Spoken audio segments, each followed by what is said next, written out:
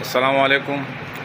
ہر قسم کی حاجات کے لیے، تکلیف کے لیے، بیماریوں کے دور کرنے کے لیے، اولاد اگر نافرمان ہیں اس کے لیے والدین خود بھی پڑھ سکتے ہیں، اپنے بچوں کے لیے اور اپنے ضرورتوں کے لیے پڑھ سکتے ہیں۔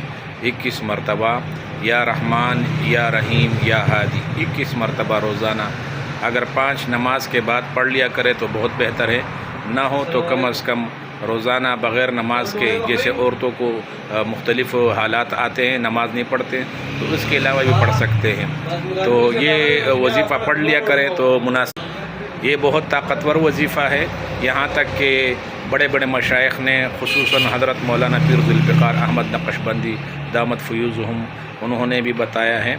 تو اس وظیفے کی وجہ سے ہر قسم کے حالات درست ہو سکتے ہیں۔ اللہ تعالیٰ پر بھروسہ کرے، اس کے لیے ضروری ہے کہ اللہ پر یقین کرے۔ 21 مرتبہ پڑھ لیا کرے۔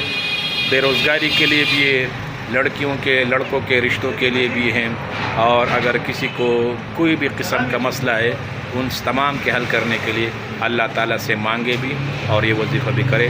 اللہ تعالیٰ سب کے مسائل حل